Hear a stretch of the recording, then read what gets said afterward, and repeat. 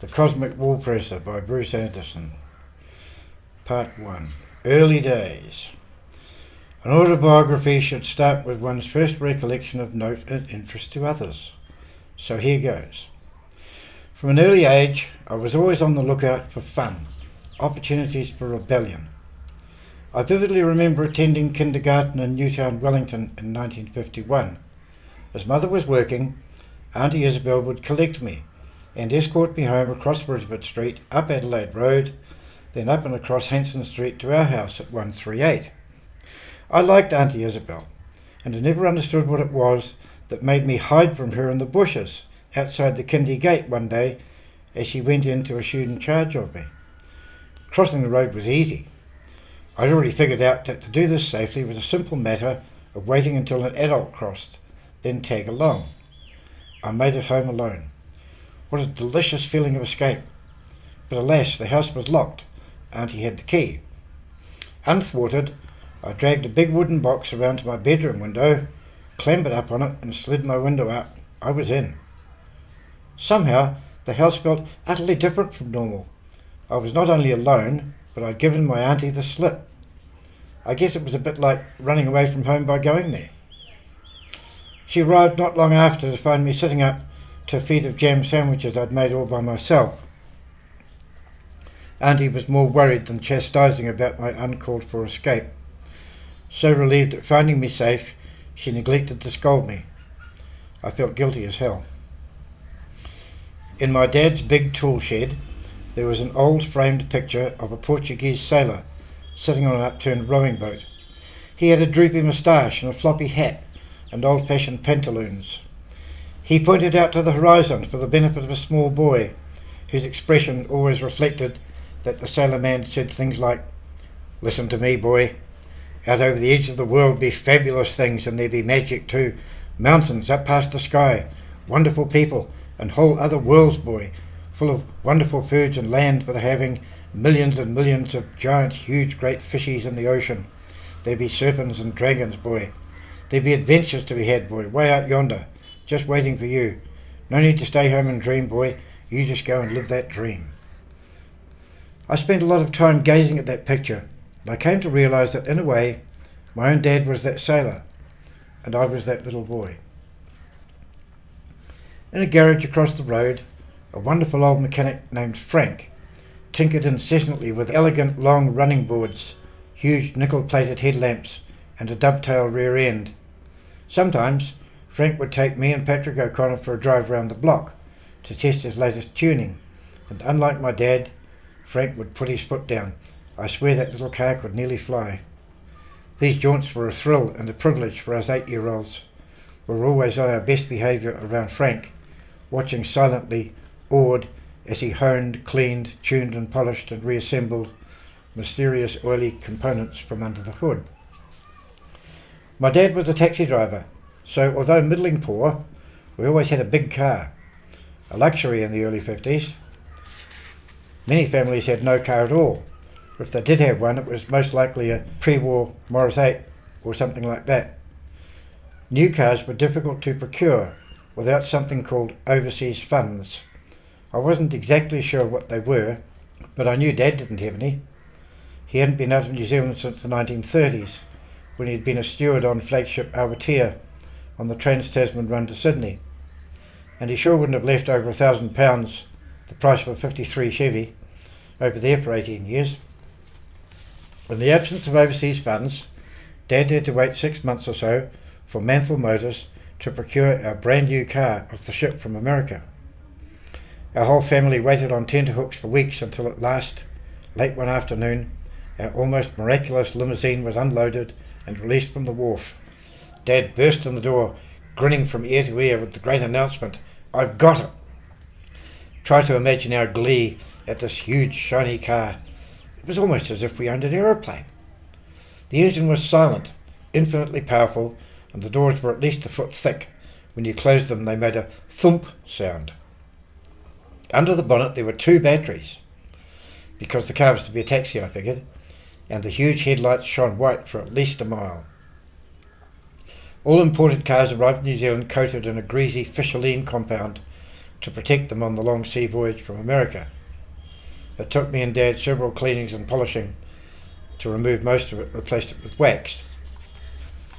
A few months previously, I'd witnessed from a perch on my father's shoulders Queen Elizabeth and Prince Philip rounding the Basin Reserve in a huge open Rolls Royce.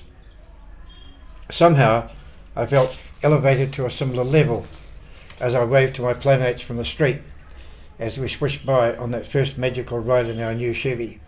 Boy, they were envious. With our new car came new freedoms. Instead of going camping in that funny little old cabin at Kinakina Motor Camp at Paraparaumu Beach, we set off up north each year, exploring our own New Zealand camping holiday, Rotorua, the Mount, Coromandel and the far north, right to Cape Reinga. Dad would compare notes with other cabbies who took their families camping, and on recommendation from one such authority who insisted that there was something there, we set off in January 1958 for the west coast route through Waipoua Forest to Opanoni and the Hokianga. I was almost 11 and Mum had already got me totally hooked on fishing. She was born on D'Urville Island and brought up on fishing. As soon as our big canvas tent was pitched, I was off to the Opo wharf with my green string fishing line. It was low tide and a few smallish mussels were easily pried from the wharf pile for bait and tied onto the hook with cotton, how my mother taught me. Bites immediately, not nibbles but good hard tugs, then wham, I was on. Arm over arm and a trevally big enough to feed our whole family of 6 was quickly dragged up onto the wharf, then protesting vigorously, dragged back to camp. Best fish ever from a wharf, caught in less than 5 minutes. Tangaroa had big plans for me. I wasn't aware of that yet. All I could say to my 3 elder sisters and my parents was, "I'm going to come and live here when I grow up." What a concept for a 10-year-old boy from Wellington. Go and live at the beach and never go home, like being on holiday forever. It was the year after Opo the dolphin. I was bitterly disappointed to have missed out on that phenomenon, but in retrospect it was better that way. The place had reverted to normalcy, and there were only a few visitors about. The maddening crowds of the previous summer had gone, leaving a quiet natural vacuum for one small boy with a green string fishing line and a dream. Becoming a cosmic bushman. It's incredible now to think back and realise only 14 years separate that first wonderful Opanoni summer from 1971, when I found my way back to Hokianga. So much happened during those years, as if the 1960s were a whole other lifetime. Living in the city was never as much fun as camping trips to parts unknown, and so began a lifetime of adventures. Why couldn't I go to Mount Everest, where Sir Edmund Hillary and Tenzing Norgay had climbed Mount Everest? Why couldn't I travel the world instead of going off to work every day at a job? No reason I could think of, to save up the money and go. The school classroom was generally a bore. I quickly discovered that as well as providing me with an education, school was also intent on making me into a clone of others, suitable only to be a wage slave. Dangerous ground, but once realised there was no turning back. An insatiable hunger for adventure took hold. It led me away from the constraints of conventional society towards a need to know. I wanted to experience for myself the things I read about in books and saw at the movies. This process was probably helped in a way by my parents being communists. I was about 12 years old when I realised that I was living in an enemy country. Not long after that, I read George Orwell's Animal Farm and saw the communists have no answers to the human predicament either. In fact, the communist world seemed even more repressive than the capitalist one. They just do similar stuff in a dissimilar way. So what was left? The anti-war movement and some very hip branches of the Christian faith, Quakers, gave hope, but not much. The escape had to be complete, internal and external. Mysticism, my version of it, became an important facet of my journey through the years of growing up. I knew that prophets and wise men inhabited the Bible, even though my parents would have none of it, and maybe, just maybe, still existed in some remote corners of the world. In my own childish way, I decided to go and find them and try to become like them. This promised to be the greatest adventure of all. It became apparent during early teenage years that thinking about metaphysics and alchemy were not enough. Some form of physical metamorphosis was required if realization of one's infinite capacity was to even begin. One would have to be tough and fearless in the face of all adversity, or no real progress could take place. Of course, one of the many paradoxes of human existence requires that as toughness is developed and fearlessness is practiced, corresponding qualities of sensitivity and prudence must accompany them as equal partners. Hence an interest in Eastern spiritual paths soon became a way of life, in a superficial and childish way at least, but I'm getting ahead of myself here. Life at home had become unstimulating. I needed to get out of town for a start. Boy Scouts had taught me dozens of skills and attitudes of great value. How to light a fire on a rainy day using only one match, for example. We were allowed 2 matches, but I passed a test using only one. I was the only boy who managed the trick that day. It was drizzling steadily at Brookfield Scout Camp at Wainuiomata, as it nearly always was, and a forlorn clump of damp boys was challenged by Toa, our scoutmaster, and Mairi, Ray Nelson, also president of the Royal Forest and Bird Society, to try our skills. We were required to not only light a fire, we had to boil a billy on it as well. A hatchet was the only tool allowed. We were given only 10 minutes to gather and prepare our kindling and light it. I discovered a smallish dead manuka tree standing not far off and split it carefully into pick-up sticks and chopsticks and toothpicks before building them into a neat little wigwam. I knew this arrangement would give me only a slim chance of success. Rain was still falling through the huge macrocarpa tree we were working under. Everything was damp. An extra ingredient was needed: cheating. They taught us that a scout must always be prepared, so I'd secretly palmed a tiny piece of solid fuel, a substance that almost lit itself and would virtually burn underwater. Touch it with a match flame, it would burn cheerfully in a downpour. I didn't think of this as cheating at all, more like I was prepared and the others were not.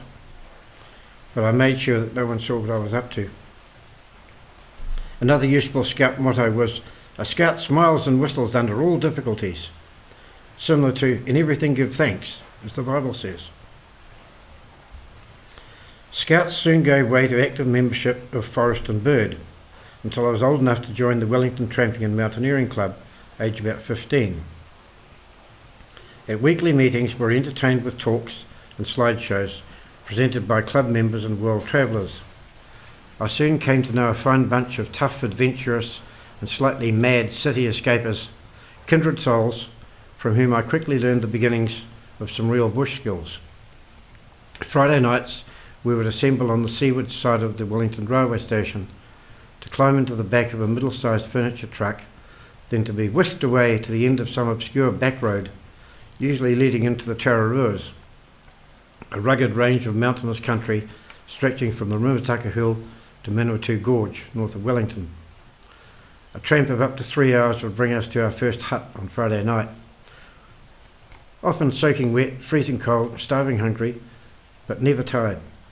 Some of the experienced members were physically really tough. By this time, I considered myself somehow superior to many of the other boys at school. They could beat me hollow at most athletic sports, though I did develop into a useful cross-country runner. I considered my hard-won bush survival skills were much more valuable than jumping over a high jump bar or solving quadratic equations. I was a bushman.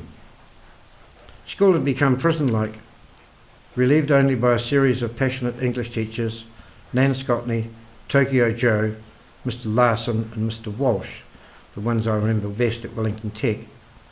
They instilled in me a love of the written and spoken word. I'm getting ahead of myself again. A criminal act. I was about 10 when some mischievous spirit led a friend and I to commit a destructive criminal act. Boy, it was fun. We'd discovered a 44-gallon drum filled with concrete. With a couple of levers, much huffing and puffing, we trundled the heavy drum to the top of the slope and then, making sure there was no one around, let her rip. Try to imagine, if you will, our delicious feeling of anarchy and power as our projectile gathered speed and momentum down the slope, straight towards its target, thundering and bounding along at some tremendous speed like 40 miles an hour. Then wonderfully, smash! Bits of wrecked gates went flying in all directions, and our drum of concrete tore on down the hill unchecked. It had ripped through those gates like a fist through a single sheet of wet newspaper. However, we were able to observe, in the absence of the gates, that it was now headed straight towards two parked cars, 50 yards further on down the ever-increasing slope. Our elation turned to terror. I distinctly recall almost filling my pants, as by some fluke our projectile hit a rock at the last possible moment, veered slightly, and slammed harmlessly into a retaining wall, missing both cars by inches. We took to our scrapers, laughing hysterically, and we never got caught. Another pastime was rocket making, equally exciting, not quite as dangerous as rolling 44-gallon drums of concrete down roads. This hobby used simple things like a tin with a tapering neck, a small aperture, a length of thin straight bamboo, some soft wire to secure them together, a bit of a tail, and of course the fuel, the magic fuel. A length of string dipped in this fuel, we called it toffee, for a wick in these uncontrolled experiments, the most successful of which resulted in a fantastic roaring noise and a loud whoosh sound as the whole contraption blew itself to pieces several hundred feet above us. Somehow we never blew ourselves up.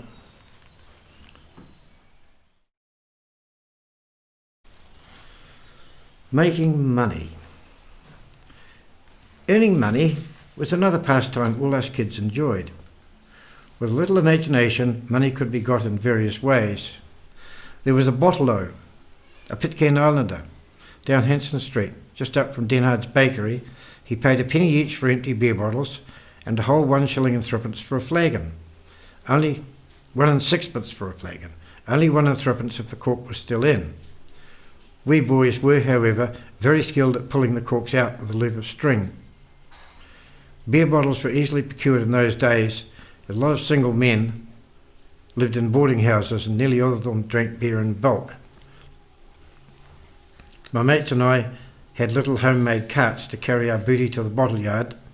A cart full paid for an expedition to the Rivoli Picture Theatre in Newtown, 9pence to get in, 3 front rows. The rest went on sweets and ice creams. As I grew older, I started selling pine cones for ½ a crown a sack, and when this wasn't enough, I progressed to selling ice creams and confectionery at the Regent Theatre in Manor Street.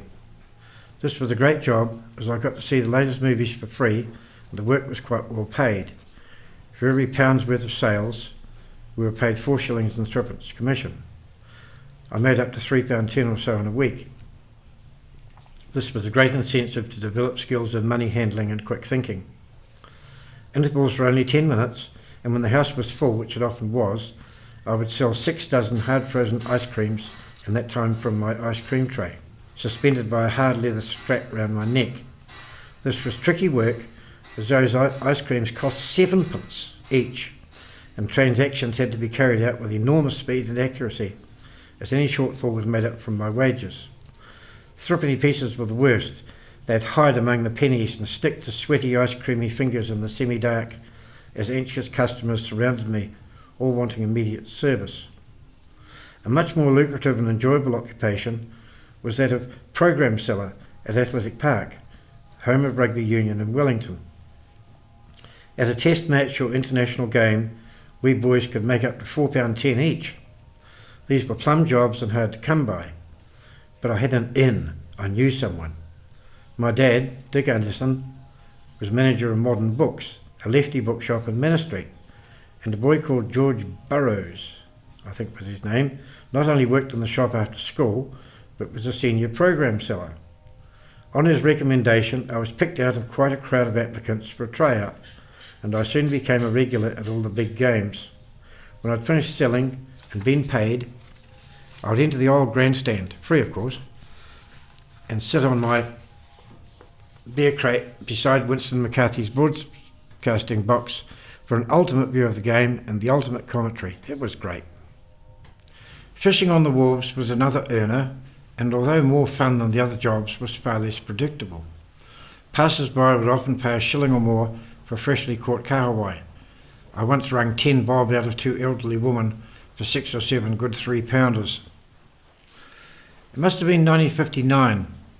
Greenie and I perfected fish catching on the pre-dawn Wellington wharves so well as to include a full sit-down hotel breakfast free as a side catch. I recall one Saturday morning, 4:21 a.m. precisely, Greenie tapped on my bedroom window. "Come fishing, come fishing." 10 minutes later, we were swishing down past the Basin Reserve on our bikes. 4-gallon tin for slush, ground bait on the carrier, rods tied along the frame with string, and a small army kit bag over the shoulder. Tour de Wondana number 1 tram through the chicane past the Queen Victoria statue, zoom by the Embassy Theatre and round the back of the New City Hotel. By the Sly Grog entrance, we found out years later, to our lovely island lady cooks who loved us to death. "Here, you boy, giggle, giggle, giggle, you sit up here, wash there." They were great times. They'd give us bacon and eggs and toast and marmalade and Milo and a great big tin of slops to help catch our fish. They were great times. The whole world was ours and we knew it. We had fun. Dawn would just be popping up as our tiny lines snaked into a cloud of ground bait soup. 2 long-shanked herring hooks baited with greasy, salty, boiling bacon fat. Tiny little bits like match heads. We'd cut them up with a razor blade. A 2-hook rig would soon ensure a double strike, as the first hit would jerk the other bait around irresistibly. Little herrings. We'd quickly catch a dozen or so, put them in a 4-gallon tin of seawater to keep them alive, and slop our way down to the end of Taranaki Street Wharf before anyone else saw how we did it. The liveys should be caught before dawn. They stay alive better that way for some reason. Then we'd select a corner posse on the end of the wharf well before anyone else put in an appearance. A half-thumb hook slip-knotted on the end of 36-pound nylon handline. Hook slipped just under the skin behind the head, and your livey's on his way. Literally 9 times out of 10, right time of year, within a minute or two, bang, and the kahawai would strike and run strong all over the show, often leaping right out of the water, standing on its tail in the fight to escape. They don't call them kahawai for nothing. We carved our own legends.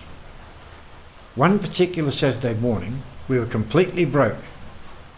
No money to get into the flicks down the river in Newtown. We had to find out what was happening to Hopalong Cassidy, and the feature film was the new John Wayne in colour. We just had to get money the best way we knew how, and we're on the wharf in half an hour. Half an hour after that, we'd landed 4 unlucky kahawai. Taking 2 each, wrapped in clean newspaper, we set out in different directions to try and sell our catch. "Meet you outside the pictures at 1:15. Check." I pedalled up to Courtenay Place, opposite the huge tram stop, forming a plan. We had several regular customers who would pay good money, up to half a crown, for freshly caught fish, but they weren't around and I needed money now. Only half an hour till the Queen. Things were tough. Concentrating as hard as I could, and then glancing up, noticed a little draggled old Chinaman gazing in the window of the great big deli fish shop. I quickly caught his sleepy-looking eye, and by sign language, Sid had him shuffling over to see what I had on my bike, laden with tins and bags and rods of fishy stuff. I slit the fish parcel open for him to see the size and freshness. The blooming thing was all but still alive. We started haggling at 2 bob each. "Oh, too muchy, too muchy." "2 for 2 bob? "Oh, too muchy, too muchy." I was desperate. "2 for a shilling." My final desperate attempt to close the deal before the great big furious deli runs out and kills me with his yard broom. Still too muchy, too muchy. He had me. The Chinaman had me hooked and he knew it. "Okay, 2 for 9p." Now these fish were 3 and 6 each on the shop, 3 days old. Mine were 1 hour young. That got him. Never such a bargain. 7 bobs worth of fish for 9p. The fishmonger looked out and saw what was happening. Hey, some kid's stealing my customers. Right under my nose. right outside my marble floored fish shop by the tram stop on Courtney Place. Oh my God, here he comes. 6 and 3 pennies, money clutched. Foot down hard and push off harder, whoosh! He missed by about 8 foot with his dirty big broom as Ching Chong Chinaman slippered away between 2 parked trams into an almost non-existent alleyway. Made it to the rib with 3 minutes to spare. Whew. Greenie had enough for ice creams and salted peanuts, our favourite. My cousins lived in Berrimpore, and the eldest, Barry Snook, was several years older than me and very strong. He would come and dig our gardens with a huge shovel, turning over the soil tirelessly. I was deeply impressed with his performance, and when I was 13 or so, I put a small ad in the part-time work wanted column at the Evening Post, Wellington's evening newspaper. Keen boy wants work, digging gardens and section clearing, 5 bob an hour. With a razor-sharp spade and a slasher tied to my bike with string, I'd go as far as Island Bay in Kelvin to earn a quid. I couldn't finish school quickly enough. There were millions of things needed doing and school was holding me back, or so I thought. From Woolpresser to Mary Seddon's Monmarie. On leaving after 4 years at Wellington Tech, I took a job labouring at the new Seddon block being constructed at the back of Wellington Hospital in Newtown, where I received my first taste of what I'd hoped would be freedom. But I quickly discovered myself to be in a much meaner prison than school had ever been, but at least they didn't cane us for coming to work late or smoking cigarettes on the job. I had to escape from the city somehow, so I left that job after a month and went to work in the bin room of Levin & Company's wool store at Kaiwharawhara. I hoped to learn the trade of woolplasser, a job that could take me all over the country. I had a fair bit of nerve in those days. The stuffing hadn't been knocked out of me yet, and I thought nothing of fronting the Wool Board's big new building in Lambton Quay in my best clothes and demanding to see the head Sherang, Godfrey Bowen, world champion shearer. Godfrey introduced himself briefly and let me know that he was, I'm off to Russia next week to show them how to shear properly. He quickly handed me over to a much more friendly man called Claude Waite, a grizzled older bloke with huge hands and a grip of steel. You want to learn about wool? Get yourself out in the shearing sheds, never mind the wool stores, boy. If you're serious, go and do the diploma course at Massey, that'll set you up. Good money classing merinos and half-bred stuff down south. Some runs in Otago you'll go on Ringer's Tally or 25 bob 100 with a proper ticket. I got the gist of most of what he said, and avoiding having my hand crushed again, I thanked him, and while descending to the busy street 12 or so flights below, decided to take Mr. Waite's advice and make my mark as a shed classer. I'd never seen a fleece hardly in my life. That didn't matter. I got the gist of most of what he told me, and avoiding having my hand crushed again, I thanked him, and while descending to the busy street 12 or so flights below, decided to take Mr. Waite's advice and make my mark as a shed classer. I'd never seen a fleece in my life, but that didn't matter. I felt I could do anything that didn't involve technical drawing or quadratic equations. What could be so difficult about looking at a bit of wool and deciding whether it was thick or thin or long or short or dusty? I was 16, not quite ready to take off on my own, so I put in 7 months in the wool store and staying with the olds. That's where I first saw a wool press, a machine I was to get to know extremely well. I worked with the classes, carrying and weighing wool lots, sorting fribs and stained wool from bale after bale of lamb's wool, carting bales away from the wool press. I saved £5 a week towards my fees at uni the next year. I'd failed school certificate twice. I was too busy. And hadn't even had a peep at UE. I paid my mother £3.10 a week board, and after I'd purchased my train and bus concession tickets for the week ahead, was left with exactly £1.13 and twopence to spend, less than I'd been earning selling ice creams and rugby programs for just a few hours a week several years before. It didn't seem fair, but Claude Waite's promise of Ringer's Tally or 25 bob 100 spurred me on. I kept my nose clean and resisted the temptation to follow the crowd to the 6 o'clock swill, and piss that hard-earned money up against the porcelain. There was immense social pressure to do just that. But it was a lot more fun to frequent the pool halls and watch sitting quietly very smooth gents playing colours in the alley pool for big money, or when I discovered it, hang out at Mary Seddon's coffee and music joint round behind the New City Hotel off Courtney Place, where some really classic music performers attracted an exotic and interesting clientele. I loved the atmosphere. The music was something else. It had great meaning and sentiment, Irish laments, riotous ballads, American bluegrass, and one or two of the musos had a great barrage of Irish convict songs and country ditties from across the Tasman. In the wool store, I learned many things other than how to tell Romney from Southdown wool, most important of these being that pressing bales is a better job than classing. The pressers were formidable blokes. One of them seemed more like a gorilla than a human. He was head presser and one of the toughest of the tough. He was about 5'6" tall, 2 axe handles across his hairy, massive shoulders, about 16 stone of heavy bone and solid muscle disguised as fat, completely bald, and a voice like a horse rasp being dragged over the end of a sheet of corrugated iron. He had great big mad staring eyes and huge arms and hands. No one fucked with him, ever. His skill and power on the press were astonishing. Actions that he seemed to perform slowly actually happened lightning fast, and everyone got in the way. Look out, bang, he just bounced off. Him and his mate, a Pitcairn Islander, would usually press around 10 bales an hour, 70 or so on an average day, then go home early.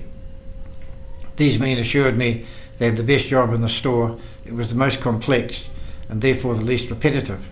They were paid on contract so they could work their own hours. They assured me, classing's a sissy job. Pressers and shearers are the real men. I watched them carefully, noting vital things like their sewing, how they gave themselves throwing the tidy end back over the fist, then flicking it back over as the needle slashed through the jute woolpack and cap. Ray the Pitcairner was a particularly exquisite sewer. His corners were always identically perfect, with 2 equidistant lock stitches and a couple of running loops jammed in between. They had every movement of pressing as sussed as the gun shearers had shearing sussed, as I was to observe just as closely years later. They were working class heroes, and I quickly realised that pressing was the job for me. However, I'd already decided to spend the next year at Massey. Pressing would keep. Now, among the many seasonal workers who were hired each summer was a totally unconventional individual who impressed and influenced me a great deal, Brian Bell. Brian was a raconteur of world class when at his best, a live act of astonishing talent. Until I met Brian, I'd believed that intelligent, educated people all had careers and homes and bank balances and all that, but not Brian Bell. He had virtually nothing except his greasy clothes that he probably slept in, and he preferred it that way. He was so outside the square there wasn't one. He was utterly free of the constraints of the structured society that surrounded him. It was largely through Brian that I became aware of another world, that of anarchists, artists and the beatnik fringe. But I'm racing ahead of myself again. The wool store. By July of 1964, I'd had a complete gutsful of the wool store, cramming into the bus and train with all those grim-faced wage-slaving workers. So I went into the newspaper room at the Central Library in Civic Square and found an advertisement for shed hands wanted by one Colin McLean of Mosburn, wherever that was. He told me to present myself at his workplace for 3 weeks' work at Mararoa, in behind Hazlitt Station on the way to Tiana. I caught the overnight boat to Christchurch, then hitchhiked through Otago, taking my time, camping under bridges, where it was easy to light a little fire and cop a feed of whatever I chose. Cardboard box, mattress and sleeping bag, luxury. Baked beans were a specialty. It was easy to peel the top back with my knife and sit the can on the embers as my billy boiled for tea. All those Boy Scout and tramping club skills were coming in useful. I'd left the world of quadratic equations and algebra and tech drawing well behind. I was free as a bird at last. I quickly discovered that those skills I'd observed so closely around the wool press in Wellington had rubbed off on me, and after just a little practice found I could easily beat the shed press around a bale with my sewing and do a much tidier job. I learnt from experts. I soon became a presser myself and went from Collins' job at Riversdale. Actually, our shearers' quarters were the same building that John A. Lee, a rebel MP of former times, he had lived there 60 years before. So I worked for Rangi Tomorrow. He ran several gangs. His workers were mainly coasties, Maori from up Gisborne way. And what a hard-case bunch of fun-loving, hard-working, guitar-playing, boozing, singing and playing the four people we were. One of them, a lovely woman from Ruatoria, I think, made up this little song. Ah, rouseabouts, sheepos too, and the Maori boss walks the board all day long with the experts too, so come along, shearers, shear on, classes, class on, and the poor old cook is left all alone, and pressers press on. Have another beer, boy. From there the trail led me to Mount Linton Station. 40,000 ewes, a huge place out Ojai way, McGregor's Run. 40,000 breeding ewes went through that 7-stand shed. It was the great 5 weeks' work in one of the biggest sheds in the country, over 1,000 bales. I'd built up a tidy act on the press by then and cruised through the rest of the season at Mataura, sharing a house with a university student who worked at the paper mill. I pressed for a wonderful rat bag called Fred Shanks, really good bloke. He had a 38 Chevy. Fred had a string of 2-stand sheds out in the hills south of Mataura, and I easily coped with the slower pace of these laid-back shearers. They didn't race through the sheep, just peeled a couple of hundred each and stretched out the smokers as they saw fit. Fred was a really rugged shearer. He reckoned the wool board should have given him a job going around the country showing how not to shear sheep.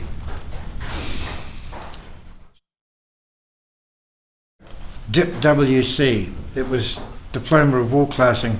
It was supposed to be WCL, but we called it DIP WC. I fronted up to the wool classing course at Massey on cue and found that Ray and Ron, the gun pressers at the wool store, were bang on. Classing wasn't my bag, but it was not time and money wasted. The wool expertise gained gave me an edge as a presser. The 2-year diploma was called DIP W and WCL, Wool and Wool Classing. We students called it DIP WC, and of course mounted a very smart looking porcelain toilet bowl on the tray of the Model A Ford truck one of the lads owned. This was considered the throne of honour on those madcap rides into the commercial hotel into the square after classing classes. When the first year finished at Massey, I dropped out of a budding career of staring mindlessly at wool and returned to the nightlife of Wellington and all that entailed. My real vocation of pressing bales went on hold for a year or more as another world opened up. Brian Bell and others of his ilk were still holding court at the Gresham Bar, and I began frequenting the same establishment with ever increasing tendency to gravitate to the corner bar of the Duke of Edinburgh uptown. This became a legendary watering hole where heroes carved their legends. Conversation was the thing. Drinking beer was just one of the issues of the day. I listened entranced to characters like Brian Bell and Jeremy Stevens solving the world's woes over a bottle of 4 of the brown stuff. They were incredible times. In fact, the older I get, the better they used to be. I'd go bush at irregular intervals, honing skills I'd learned around the wool press, fast sewing, wool expertise, and several tricks I'd developed myself to move the sheep up to the catching pens with minimal fuss. This wool pressing job not only took me all over the country, but later to West Australia to finance a trip to Nepal and the Himalayas, but that was years later. The bloke had many other fish to fry first. Alice D. in Wonderland. Yeah, right. There's a saying that anyone who remembers the 60s wasn't really there, and it's true in an Irish sort of way, so the next part of the story will be even more scrambled. So here goes. It was 1967. I was back in Wellington from a season pressing wool in a blade gang in the high country of Otago. It's a little known fact that several million sheep are still shorn with hand shears in the high country. The blades leave half an inch or so of wool on the sheep's backs to protect them from sudden cold snaps. A new and interesting form of brain improver had arrived on the scene, lysergic acid diethylamide, and I hooked into it with my customary and foolhardy sense of adventure. Impossible to adequately describe to anyone who hasn't been there, unforgettable to those who have. Those first trips were no half dose. Later experience showed that those little green tickets contained 200 micrograms of LSD, and I found that 2 of them did the trick extremely well. Whole new worlds became apparent within half an hour of ingestion. I realised that a trip round the world, nay, universe, could take place inside my own being, a timeless, beautiful, liberating ecstasy of voluptuous realisation. The decadence of the city and my abhorrence of that made my search for a more meaningful existence of the utmost importance. I realised that for my inner life to have any proper meaning, I'd have to live closer to nature. It became clear. Working people all over the world have been set up in opposition to each other in adversity to make us into more useful slaves, creating and consuming and discarding rubbish that we don't need but have been programmed to want, destroying and killing the planet in the process. I'd never heard of the Back to the Land movement, already familiar to the hippies of North America, and closer to home, another migration of defranchised urban Maori back to a fishing and gardening lifestyle on tribal land. And sure, LSD did open my third eye, but when the drug wore off, it shut again, like I'd been on a magic carpet ride to the top of Mystery Mountain where the view was forever, only to be returned to a self-created abyss when the drug wore off. I figured that the most important thing in my life would have to be finding a way up that mountain without using drugs.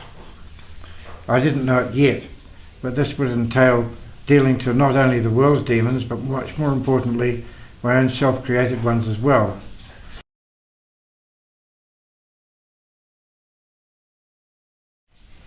Magic. There's an adventure around every corner for those who are aware and spontaneous. I recall one particular corner of this type when I was wandering around the streets of Blenheim after a pressing stint up the Arbitrary Valley. Rounding this corner, I all but collided with an acquaintance from the after midnight scene in Wellington. He was a wildly metaphysical individual, ethereal, but not dreamy. He invited me to a meeting in an upstairs hotel lounge to hear a lecture on something called embryonistics. He didn't know for sure what this entailed. It sounded intriguing, so I went along. The lecturer looked like a movie star, aquiline featured, tall, silver grey hair, great profile, piercing clear blue eyes and a strong body, and he played a virtuoso guitar. Turned out he'd been a Scientology initiator in America and had quarrelled with Lafayette Ron Hubbard and set up his own school of transcendentalism and set off around the world to make money out of it. He began quietly, using plain language to not only explain his technique, but simultaneously raise the consciousness of the 30 or so people in the room. It was uncanny. After 20 minutes or so, we'd all forgotten who we were, what country we were in, what century this was, and yet, somehow, we were more aware than ever. A great feeling of enlightenment and joy filled the room. We didn't know what was happening to us, but we sure knew it was happening. By the way, this was straight Blenheim in 1965, 2 years before LSD. Of course, at the end of the lecture, his female accomplice signed many of the audience up for a course of some sort. Cost, as I recall, was in the vicinity of £200 each, a huge sum. It wasn't a con, and he wasn't a hypnotist. This man had tapped into some real universal truths and was somehow able to transfer elements of them to us, the uninitiated, through his technique. I was hooked. What a rave! Who needs an expensive course of written guff from a smooth Yankee operator? I knew that magic couldn't be that exclusive. It was to be many years later before I realised that the cultivated ability to raise consciousness at will is of little or no value in itself, could actually be extremely dangerous. Just another ego trip, as we used to say. It did, however, make the next 30 or so years of my life much more interesting than they would have been otherwise. I do know that much. All the ancient and timeless shamanic seers, wizards and wise monks of the world and their teachings seemed to be strung out before me like cell memories. The greatest adventure of all was kicking in. I was starting to wake up to the dawn of magic. Half a crown's worth of Andy Wilcox. It was 1965. I was a student at Massey University in Palmerston North and regularly hitched to Wellington on Friday afternoons for weekends of weirdness beyond belief, returning to Palmy on the train late Sunday nights. One of my hobbies at this period was collecting half-crown coins. Not that they were scarce.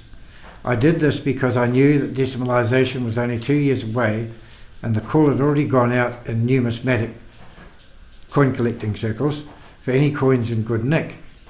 In more technical terms, any silver specimens, particularly anything EF or better, 1933 to 1946, contained silver, and they were going to be valuable collector's items in the not too distant future. I often called into the local TAB, betting shop, and made friends with the nice lady behind the grill. I explained what I was up to and would give her a £50 note in exchange for a bag of 400 coins to peruse, purchasing the really good stuff. My dad did similar and kept them, wise man that he was.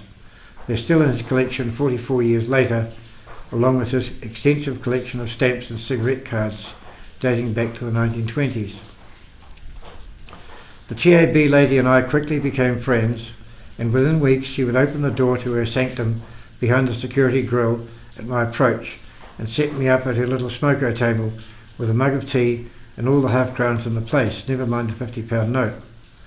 I'd call in the day before banking, and some weeks there'd be 1,000 coins or more to go through.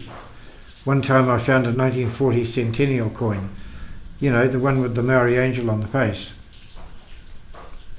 As I mentioned before, my parents were active members of the Communist Party and were close friends with the National Secretary, Rick Wilcox. One particular Sunday afternoon I called around for dinner with them and met his son Andy Wilcox for the second time. We'd first met in 1956 when our family camped at Redwood Park Motor Camp in Swanson, Auckland, just down the hill from Andy's parents' farm up Sturgis Road. Andy and I had mucked around on the farm for a few days. I remember him proudly showing me his rabbit chart. He kept a tally of rabbit kills and a full description of each one. The chart said things like 2 times long thin, back paddock, 1 short fat, orchard, 1 short fat black and white, etc., etc. He gave me a lift from Newtown to catch my train in his 1939 Citroen, and as we sped down Custom House Quay, I noted something peculiar. It was an important looking wire leading from somewhere in the cavity behind the dash to a small aluminium plate screwed neatly to a panel under the speedo, where it seemed to terminate under a lump of carefully moulded plasticine. "What's that wire for?" I ventured, looking at him quizzically. He turned slightly, smiling sardonically, replied, "Oh, nothing." Mad, zany, inventive, original. None of these quite do it. Wilcox was obviously a Zen master. I could tell by the colour of the plasticine. I dropped out of university at the end of '65 and we both ended up living at Cottleville Terrace, along with a ragtag bunch of individualists extraordinaire. Pova, Popeye, Lemming, Rosie and Jenny, Parkin, Clapp, J. Jim, P. Phil, Snellage, all originals, but even amongst this bunch of crazy geniuses, Wilcox stood out. He was an original. Madcap adventures were our bag, and we developed an alliance designed to not only entertain ourselves, but more importantly, to inspire and awaken the working class at large. We considered ourselves to be representatives of the Oberau, a suppressed Russian theatre of the absurd. Even Gurdjieff would have been stunned at Wilcox's impression of a landing seagull or a dying fly in a crowded commuter train. Another trick was wharf jumping. This we performed fully clothed on the coldest, most horrible winter days to cheer up dour bunches of wharfies whom we considered needed therapy. Of course, this was done adjacent to a ladder back up to the wharf. We got around Wellington in the Beware of Propeller Model A. There's a neat sign in Chinese and English that we'd found on the wharf and nailed to the tailgate of our Model A Ford truck. No sweat to drive to the top of the Rumataka Hill when it was covered with fresh snow, load the tray with it in 10 minutes of maniacal shovelling, tarp up, then roar back to Wellington at 60 miles an hour to pelt pedestrians in the streets with freshly rolled snowballs as they innocently strolled down Kiwi Street. Ha ha. One particularly zany afternoon, we took our Model A up the hill behind Brooklyn to observe the excellent view. I looked out across Cook Strait to D'Urville Island, trying to spot the house my grandfather built in Catherine Cove in about 1910, but the view got in the way, even with Andy's binoculars. However, we could see Baring Head Lighthouse very well, so we set off to visit the lighthouse keeper. We picked up some fresh milk and bread for him at Wainuiomata, and finding the gate key in the letterbox, thundered up the hill to give him his presents. He was fairly surprised by this routine act, but soon recovered enough to show us the lighthouse, make us a cup of tea. One particularly riotous night at Cottleville Terrace, Popeye set fire to the curtains as Andy fired his shotgun into a heap of empty beer bottles to the cannon firing sequence of the 1812 overture. We had fun all right.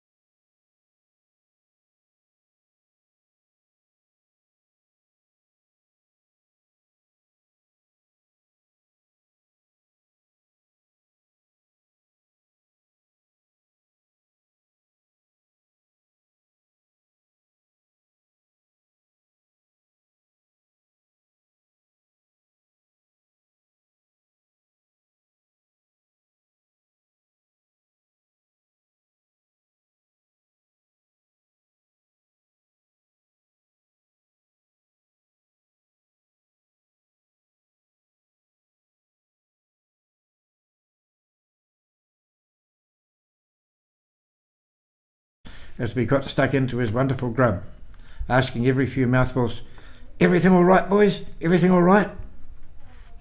However, we had a tricky moment on our first night. Having established our impeccable credentials, namely the Salvation Army meal tickets, Paxi fixed us up at the best table in the house, took our orders for steak, eggs, onions, tomatoes and chips, left us tucking into the bread and butter, which always preceded a meal in these establishments. As we ate, he caught me fiddling with a folded newspaper package under the table. Hang on, you blokes haven't got a bottle of grog there, have yous? Come on, out with it." Paxi was transforming into a furious monster right before our eyes. It wasn't nice. I was sprung, and as usual, when challenged, told the truth regardless of any possible consequence. I whipped out my newspaper parcel of chip sandwiches and explained quietly that I'd been surreptitiously making a doggy bag for our breakfast and lunch to tide us over till next evening. Oh, Paxi melted at this news, saying, Boys, you should have told me. Here, look, I'll get you some cleaner papers than that. Have you got enough bread and butter and chips? Hang on, I'll bring some more." Socialism, on its very best behaviour, was alive and well in Swank Napier society in 1967. It seemed to be proved that day. The Department of Labour found us a job carting hay out beyond Taradale towards the Kawaka Range. We put in a season driving an old bullnose comma truck, moving 1,000 bales a day. Our employer proved to be a difficult boss. No wonder he had to get his workers from the Labour Department. When we collected our cheques, he sacked us for doing a rain dance that worked. The bank teller refused to honour the cheques as our boss had no balance in his account. This called for drastic action, and after a quick conference, we dragged our scungy rucksacks into the bank and commenced putting up our tent. This brought instant action. as the now panic-stricken teller fetched the bank manager himself.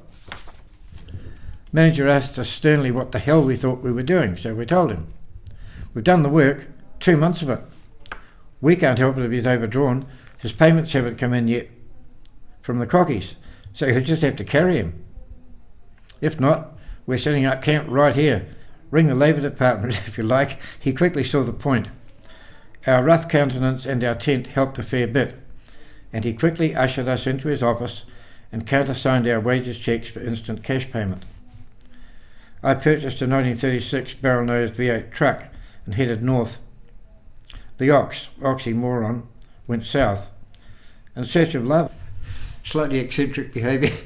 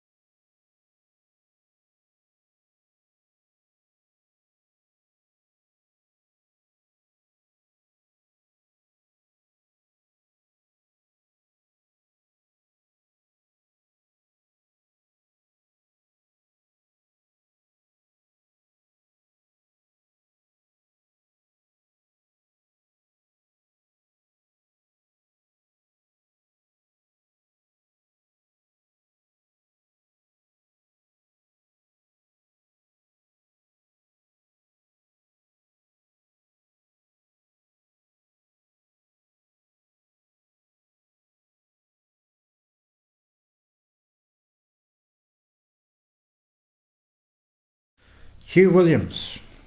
He was my friend. I knew it the moment I met him. It was early December 1970. Sue and I had snatched it from a shearing shed job at Potu and hitched north for a look around Hokianga before heading south for main shear on a big Lands and Survey block near Te Anau. First person we met in Raoni was Sid Andrews, all over us like a rash as soon as he spotted us in the Masonic pub. All purple, nosy, cheeksy, florid gels and shirt hanging out. "G'day, where are yous from? Come and have a drink with us." We were welcome in Hokianga. After 6 or 7 quick beers and one for the road, we wandered down to the jetty and Hugh Williams sandpit, pulled up alongside of which was Scow Esme, a rottenly, charmingly lumbering great mess of old flat wooden ship. Place was looking better every minute. Heki Clark found us in the Coke pub and took us home. Then, having ascertained that we were properly married, gave us a beautiful double mattress to sleep on in the middle of the living room floor. After main shear, we worked our way north again, turning up in Raoni a week after Easter 1971. Pregnant in our little truck, we soon made our way up the hill to Jean Irvine's motor camp, where we were told sternly, no dogs allowed at all, ever. But seeing she was such a tiny little puppy, if we kept her chained up securely and she didn't bark, Miss Irvine would give us a try. Well, she slipped a collar, took off after a duck. Jean read the riot act. Only thing that saved us was the fact the duck was much bigger than the pup and ended up chasing her. So we put her in the truck cab overnight. Job right. Next morning, we set off house hunting downtown, where we soon met up with a nice bunch of local kids. They seemed to like us, and when we told them we wanted somewhere to live, they said, "You should go and see Minna at the pub. Her and Huey will rent you the Launchman cottage, because McLeod moved out to Omanai last month and it's empty." "McLeod? Was he the Scotsman?" I asked. No. He's Tyrenus' brother Dell." As if they explained everything, which it did in a way, clear as mud. So we go down the pub. Minna comes out, glares at us like a bulldog eyes a meatless bone, and says, "You better come round and see Pud." So we follow her timidly around Russell's Esplanade to see Pud. We walk in a doorway, bigger than your average doorway, and quickly start to realise that everything about this man Pud is giant-sized. Pud stands up slowly from the other side of a big handmade table. He keeps standing up for a while, then steps around to shake hands. What hands? These were the hands that built the world. Huge is a small word. Hugh Williams was so big it would take 3 ordinary blokes to carry a photo of him. "I'll have to charge you $6 a week," said Hugh in warning, opening the front door of the launchman's batch. And what a batch!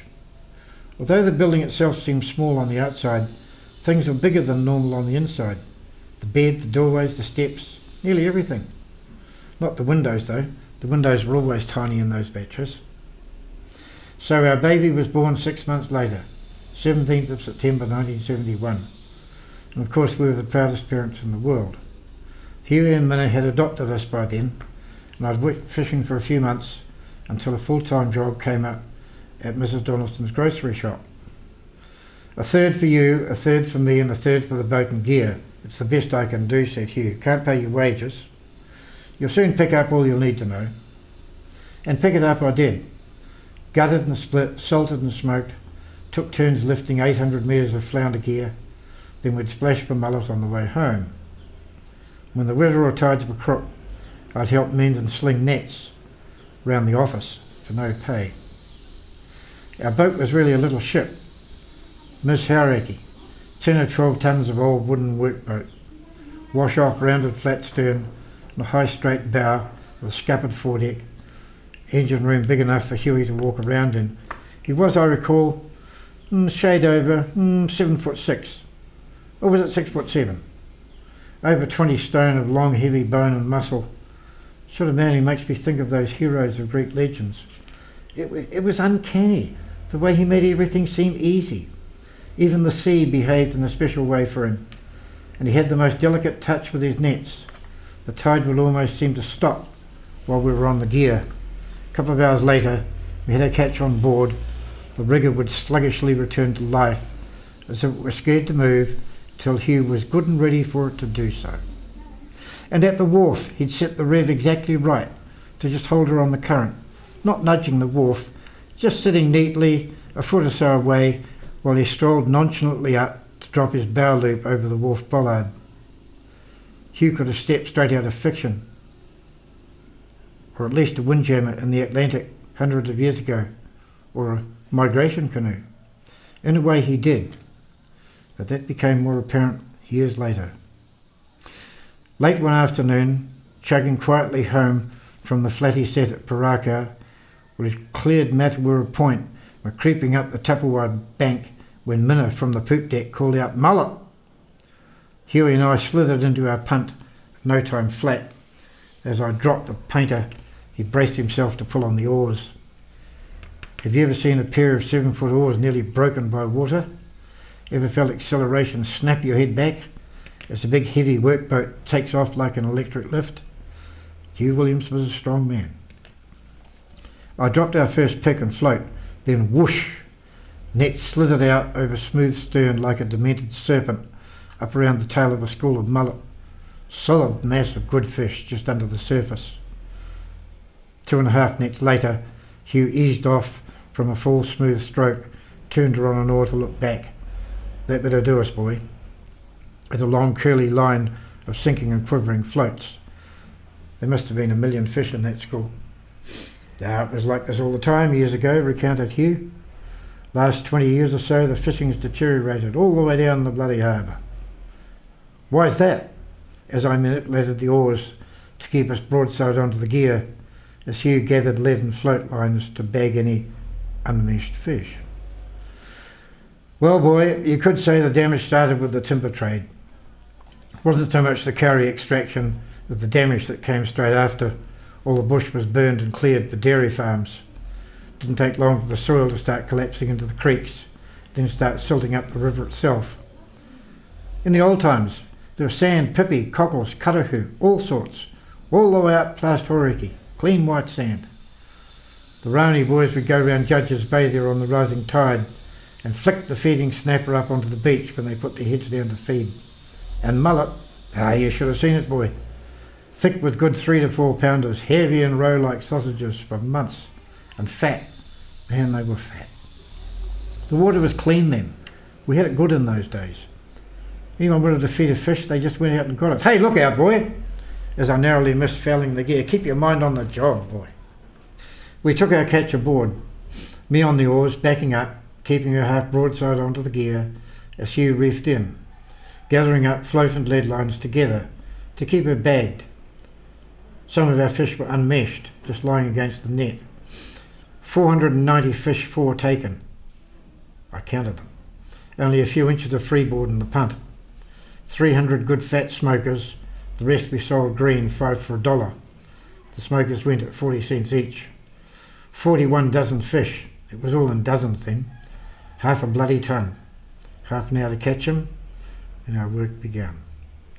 We backed in by the sandpit to load our fish into washing machine bowls and huge fish bins. Split the smokers there and then, down from the top of course, neatly through the soft skull, crunch, then easy down over the spine,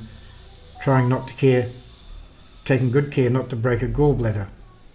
Laid flat, salted light and even, then stacked in draining bins overnight. Take good care with the vent, boy. Index and middle finger out the gills first, gut'll come away. Leave the roe and liver, heart's good. Squeeze the vent clean, boy, never sell a spoiled fish. We finished up 4 hours later, job right. In the morning, we split some green manuka, laid a little fire with dry stuff, and hung our fish in neat rows, almost touching. God, they were pretty. Cook them for 4 hours, then drive the smoke in, boy. You can't smoke a raw fish. See here? Put the back of your hand on the tin, about this height. Should be about this warm, boy. Check your fire on the pipe, says Hugh, indicating a plugged length of galvanised downpipe lying in overgrown kikuyu grass through the smokehouse wall into the guts of our little fire. You go home now, matey, and look after that family of yours. Pud patted me on the shoulder like an elephant waves his trunk. I'll handle this. Come round home about 12. Minna will cook us up a feed of mullet cookies and I'll show you how to do the smoke. Too much, thinks I. This beats the snot out of dropping out of university 5 years before. Wander about New Zealand and Australia, wondering what to do with my meaningless life. And hey, Huey called me matey. After another of Minna's huge feeds, we sauntered over to the smoker, and Hugh showed me how to chop green manuka tops into chaff on the block, and feed it quietly onto glowing embers with a few green sticks, just right to smoulder the afternoon away and drive sweet smoke into already golden fish, each one glistening with fat and juice. Oh, yum. When they were fully done, just before dusk, we opened her up, and our customers appeared as if by magic. Everyone in town knew when Huey had smoked mullet. After that, Hugh and Minna loaded up their Mark II and headed out on the fish run. Waimar, Tahiki, Omanaya. I took 2 fish home for our little feast. They were happy days. We'd been accepted into a very special little community. Over the months and years that followed, Huey would chat as we patched gear and walked on the hauraki, as she was known, telling me stories of former times, some recent, some from his childhood, some handed down, and some from an ancient unknown source. He was unique. Only man I ever knew. He could walk up the middle of the road to the pub as if he owned it. He did own it in a way. Though own's not quite the right word, more like he was part of it. Yeah, that's who Hugh Williams was. He was part of it. Auntie Kath. I'd been working at Kath Donaldson's grocery store over the water in Raoni for only a few days when she asked, apropos of nothing, "You don't play golf at all, do you, Bruce?" "Well, yes, I played at school. We had a golf option at Wellington Tech." "Oh, good. Come down to the club on Sunday. They're a great crowd down there. We'll soon find you a few clubs." I'd played only the odd social games since school days at Berhampore Municipal Golf Links in Wellington, the goat track they called it. I'd managed with a hickory 5-iron and a similar putter for the 2 or 3 years I'd played at school sport on Wednesday afternoons. Half a crown and a shilling that cost me, and hard-earned pennies too, but that's another story. A few borrowed clubs later, and a good time was had every Sunday through summer down at the Domain. It wasn't long until one day I found myself in a position to break 50 for 9 holes for the first time in my life. 45 with 1 to play. Now this 9th hole at Raoni was a tricky dogleg round the tractor shed, about 200 yards away. Then another 40 or so to a slightly canted green. Kath and I were playing haggis and tam this day, and Kath was away first. A dead straight whoops, about 60 yards up the middle. Haggis and tam stepped up and both cracked low flat woods away right up to the corner, handy chipping a putt from the flag. My turn. I'd purchased a brand new 3-iron from Kath's Window in Len Donaldson's Hardware for $3.75 just a week before. Not cheap. I was only on 87 cents an hour at the shop. I'd hit a few good ones practicing, but this time looked up too soon and squirted one into a big drain against the flood bank. Shit! I elected to play the lie, hoping to pick it up clean over the tractor shed and tobacco trees to the green beyond for a single putt or even a 2 for my par and that magic number, 49. But alas, it was not to be. I hacked frantically, my ball jumping a metre or so in the air each time I managed to avoid air shots. Finally, several nervous breakdowns later, I was stony for 14. A 15 for the hole gave me 60 for the 9 holes. I stumbled over to the 10th with Mrs. Donaldson, seething with rage and frustration. "Oh, put it behind you," said Auntie Kath gently. "It's in the past, it's gone, it's nothing. You can only play the shot you're playing." I pulled myself together at that and settled down to play golf once more. The haggis, Jerry Haggie, was a polished golfer, had been a 2 handicapper at one time, and still, at age 60-something, had the ability to just squeeze the ball off the tee easily 200 yards like a bullet, low and flat. He was, I would say, one of the best players ever to play for Raoni. Tam Miller could hit a beautiful ball too, and was only 1 level behind Haggis on a good day. Auntie Kath, on the other hand, was never a great golfer technically, but she more than made up for that with her keenness, sense of fun and camaraderie. In this august company, it was sort of inevitable, I suppose, I should reach the 18th hole on 45 again. First to tee up this time, I lined her up, keeping my head locked, holding onto the club with my best imitation of Arnold Palmer, took her slowly back and let fly. There was virtually nothing to the impact at all, straight off the sweet spot. Body turn dragged my head up in time to see the best 3-iron I'd ever played, streaking low and inexorably straight at the corner. After 180 or so yards of this, my ball took a little loft, then floated down gently 4 or 5 yards left and forward of the tractor shed rough. I looked at Haggis. His expression said it all. He was agog. I'd outdriven his 3-wood with an iron. "You're mad," he said loudly, "completely mad," looking straight at me. Little did he know how right he was.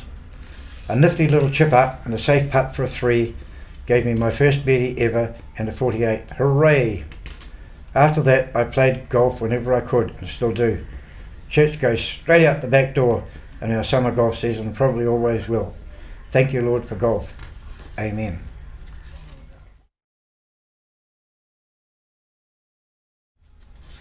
Miss Irvine meets her match.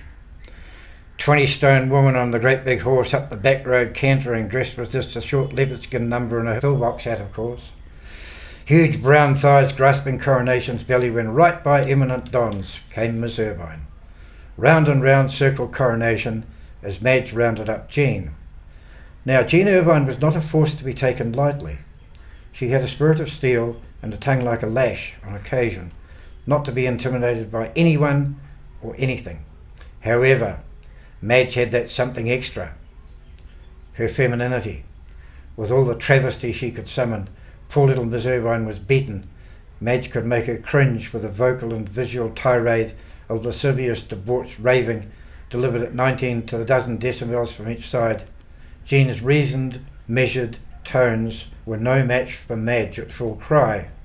Jean had to back down, and mouth quivering with a mixture of rage, horror and fear, took off up the road towards home.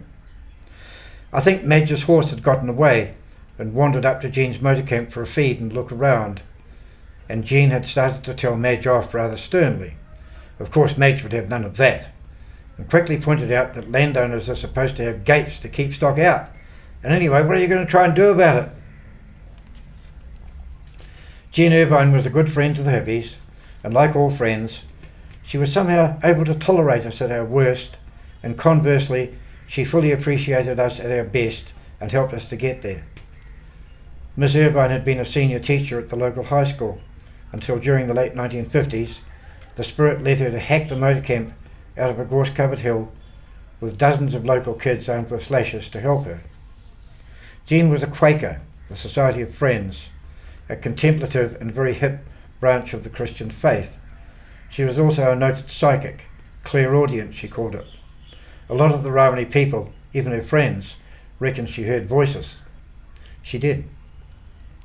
Excellent to work for, Jean was totally honest and upfront. You always knew where you stood with Jean. And she always had a cabin available for any homeless, moneyless bods. She'd make them work for her in payment. Jean was prepared for people to be rebellious. No sweat to give birth in a $2 a night cabin. Cura Rutherford was born that way. Jean was in touch with an old man called Fiti. He was partially sighted and very old, but that did not stop him from seeing forever. Jean not only absorbed and understood many teachings, but was able to impart some essence of same to anyone who would look and listen. She was a neighbour, employer, friend and teacher, way ahead of her time in so many ways. During that first winter of 1971, when I worked in Kath's grocery and had to make up the bread orders, Jean Irvine's wholemeal loaf once a week was the only wholemeal loaf sold in Romney. No one ate wholemeal bread, except Miss Irvine. Of course, no self-respecting real hippie would eat shop bread in any form. Trick was to go procure a big sack of maize or wheat and make our own in a camp oven or in a wood stove. I guess we were all trying to deprogram ourselves from the shackles of a capitalist plot, while internally striving to free ourselves from our own hang-ups. Far more important to become your own best friend than to carry on being your own worst enemy, never mind the political forces beyond self. There was no free money in those days. If you didn't earn any money, you were one of the genuinely poor. I remember in 1971, one couple bowled into Rowney, she pushing a baby in an old-fashioned pram festooned with plastic bags of stuff. He carried a rucksack. I think they'd walked from Taiki. They soon sussed out an unoccupied army hut with the power on and the door unlocked, so they just moved in. No one gave a hoot. They'd often drop in for a tucker of bread and a tea and a joint. And those early foggy autumn mornings when he and I would get down to the wharf at sunup to spin for kahawai before anyone else was about. Mrs. Donaldson gave the girl a few days' casual work in the shop now and again, more to help them out than anything else. The baby was half starved. They'd found a bed at the rubbish dump. I helped them home in it with my truck and set her up on beer crates. Then someone gave them a tiny black and white TV and an armchair. Luxury.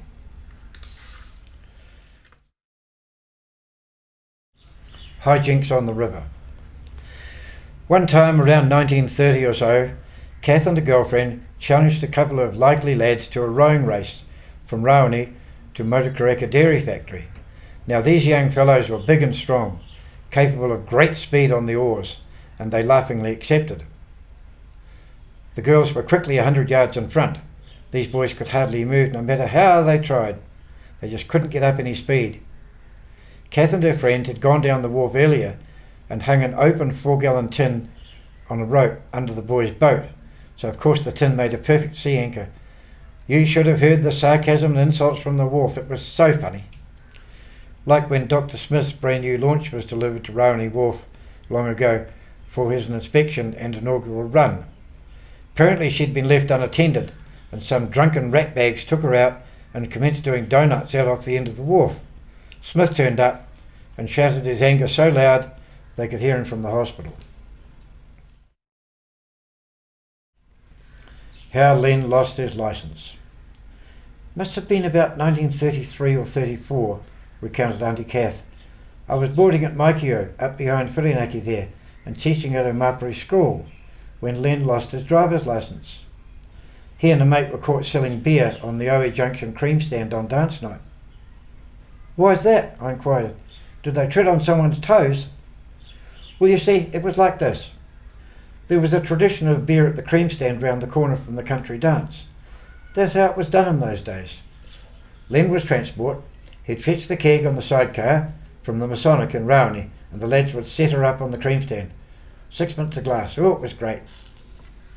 But one time, the rich cockie's sons turned up demanding free beer or else. Well, Len and his mates told them where to go with their free beer or else, so they did. Next thing you know, the cops were out from Kaikohikoi. Len lost his driver's licence for 6 months. So I drove the bike, a big 500cc AJS, with Len actually doing some of the driving from behind. Anyway, Len was off to Auckland for a week carpentry exams as part of his apprenticeship, so I'd have to ride the bike solo. First go along the bottom road was a complete disaster. Tried to turn too sharp, ended up in the drain a little bit, but some nice boys helped me with the bike, no harm done. So I rode carefully home to Maikio next morning, and after lunch decided to take on the Whirinaki Hill to prepare myself for going to school on Monday. Well, Brucey, Kath continued, enjoying retelling the story. As you know, with bikes, particularly big ones, you must keep some power on the right lower gear when cornering on steeply banked, uphill, big loose metally Whirinaki Hill. It was back in 1933. I managed to reach the summit, then something must have gone wrong. The next thing I remember is a distant voice calling, "Hey, you all right down there? Hey, you okay?" I managed to get my eyes open, but they were all wet with blood, and all I could see was red and green bushes. As I came round, I realised the man was way up above me, through a gap against the sky, 20 yards or so up a steep bank. I must have spun out and put the bike over the side. Oh dear, and the nice Māori man and his boys clambered down to help me. I was badly knocked up. They kept me in hospital overnight, broken arm and collarbone, fractured ankle, cuts and scratches and bruises all over, and a black eye. I was a mess. In the morning, a man from the garage arrived with the good news. The bike wasn't too bad and could go to Auckland on the morning truck for new front forks and headlight. Should be freighted back Thursday afternoon. I breathed a great sigh of relief. Len's pride and joy was fixable. Make sure the new parts are exactly the right colour. The bike must be totally the same. Sure enough, the garage man arranged everything, and on Thursday afternoon he putted up on the repaired bike. I was back at school, first day, and still very sore all over, plaster ankle and arm, face bandage, eye patch and crutches. But I was determined. The bike was fixed, so I'd do the same and not feel sorry for myself. I was there to show the man the school bike shed to lock her in till tomorrow, when Len would be home from the carpentry in Auckland. Sure enough, late afternoon, just after the classroom emptied that day, Len arrived at school with one of the Beasley boys on his big Norton. Len walked straight up to me, grim-faced and staring, demanding to know, "How's the bike?"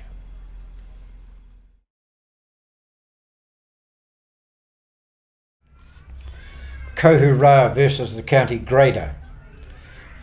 Bigfoot Bob, driver of the car ferry, was a very tough, independent character. He ran the ferry on his own for years, barefoot in shorts, summer and winter. They don't make him like him anymore. They didn't then either, come to think of it. One time, when Bigfoot and his son were sharing the job, they apparently hadn't agreed properly who was to take the shift after lunch. They both stayed home. The tide had ripped out, leaving our poor old Kohurā half dry on the ramp. Hugh and I had just come round to the office to sling a net when we saw her, arse up, nose down, stuck on the ramp. Hughie shoved his battered blue yachty's cap back on his head a little, slowly shook it from side to side in disbelief. We retired to the office to work, and after a little while, Bigfoot Bob and son turned up. Shut, it was funny. Put and I had drown tools and rolled smokes to puff on while leaning on the office wall outside. Best free show in town that week. Sure enough, things became even better when some unknown person formed a cunning plan. This involved the council grader being commandeered to try and shove her, great beached whale of a thing that she was, down the ramp and into the tide. By this time she was lying completely beached dry. Well, have you ever seen a grader leap a metre in the air? Ever seen a tyre smoke on the ramp from the top of Hospital Hill? The grader screamed and bucked and leaped in the air, but to no avail. Of course she was stuck fast. No way she was going anywhere until the tide lifted her. As my old man would have said, "Nah, she's high and dry, stuck fast. Not man nor boy nor hobbledy-hoy could move her." We went back to work. The ferry floated off later that afternoon.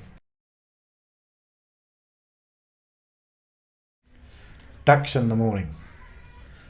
One night, as the boozer shut its doors, Pud grabbed 2 bottles of beer in a brown paper bag, tucked them under his massive arm, and asked me if I'd give him a hand at the office for a little while. "Won't take long."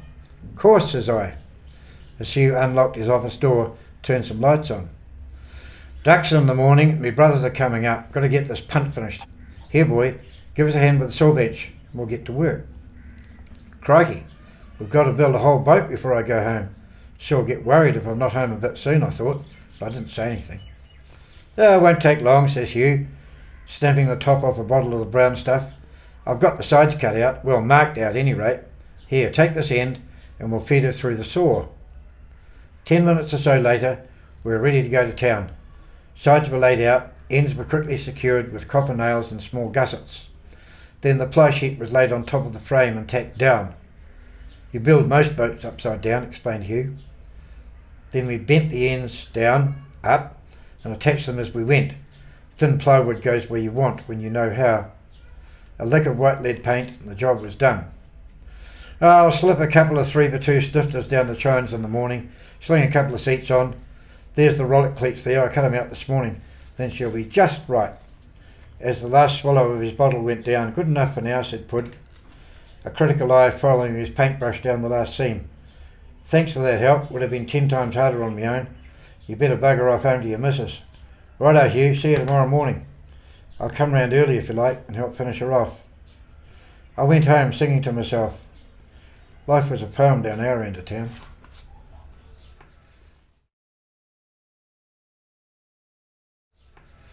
Pirates of the Deep Green River.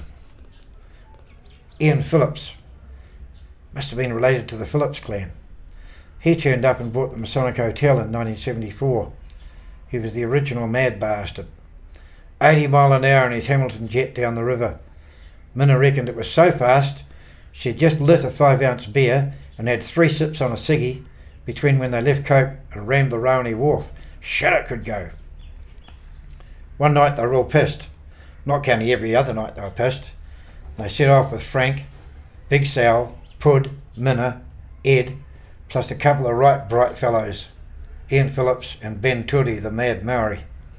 Ian took the big jet up to 70 mile an hour, added all the way down river to out off Tickraker Point, then turned on a staple, showing off. Unbeknownst to him, Big Sal just happened to be stacking out over the stern a bit, as you do. Next thing, as she swung hard around into a hard bank turn, over goes Sal into the briny. The cry went up, "Woman overboard!" as all hands panicked. Except Huey and the mad Maori, that Ben Turi. They'd been playing once round the deck, one too many times, but both completely out the monkey. Meanwhile, a great calling out into the dark ensued as Ian, in his wisdom, had commenced driving his boat round and round in deformed circles, trying to relocate his former position on a dark and moving sea. Pud, who'd been nodding asleep, cradling a half-full bottle of beer, was waking up to the racket, as was Ben Turi, simultaneously taking stock of the scene. Ben lurched over the controls and killed the ignition as Huey took charge. "Listen, listen," he repeated in that urgent low voice of his, authority written all over it. After less than a minute of ears wide open, mouths wide shut, they all heard Big Sal blubbering and complaining away in the downriver dark, soon found her, floating like some demented galleon, 4 or 5 sugar bags of air trapped up a voluminous tight-waisted dress. Ian rammed the wharf again when they got home. He left town in the morning.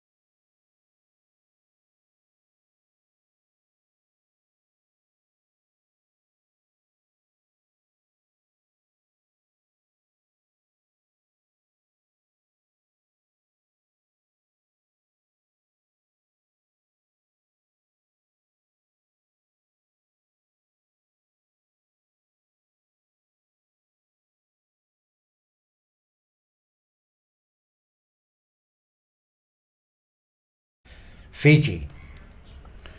Winter of 1975 began kicking off in new directions for me.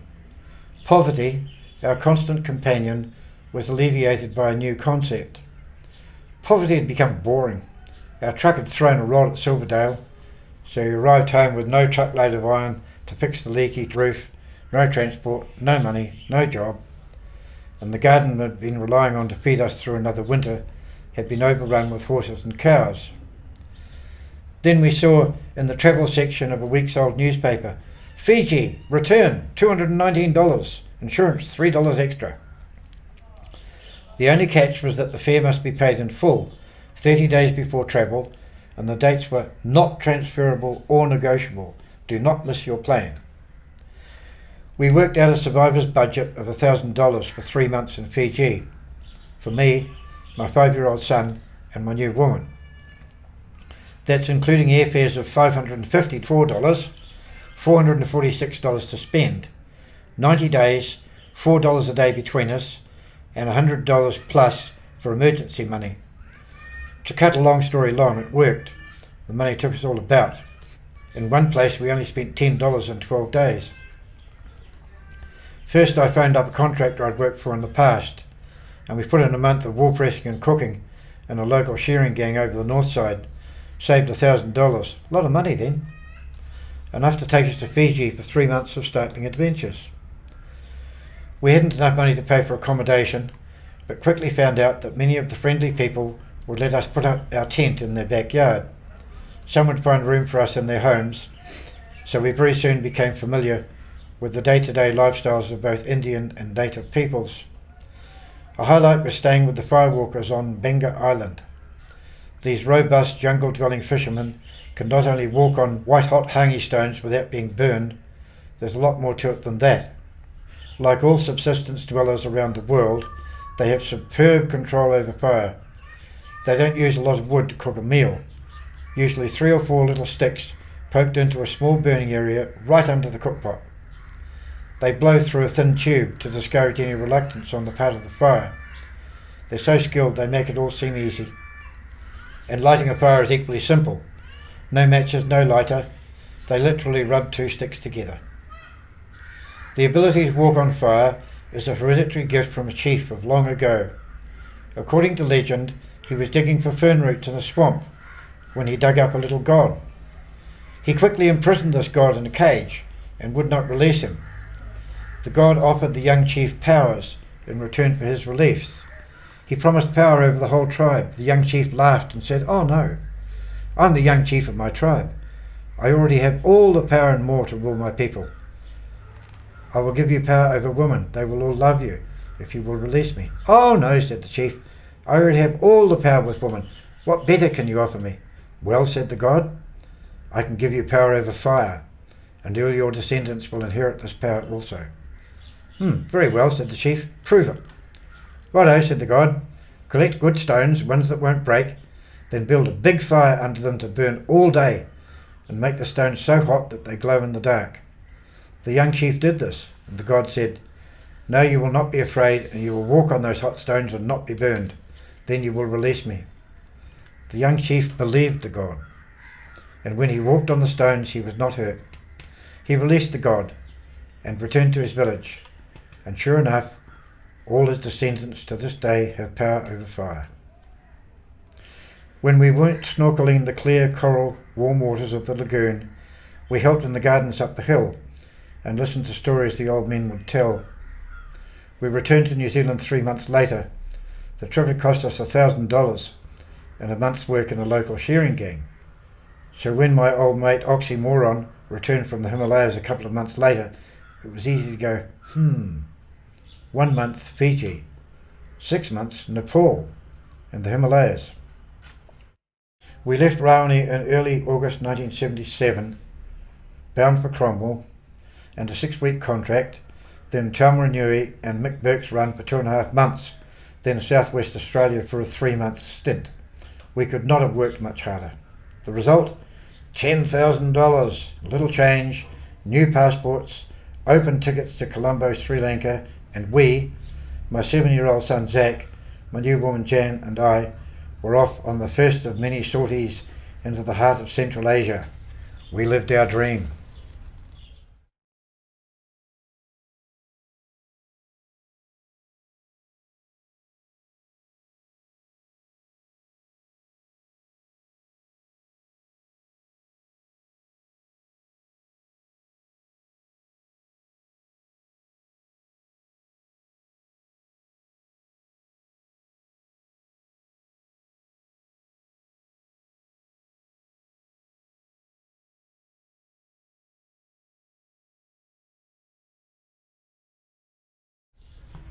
Arrival of Nui.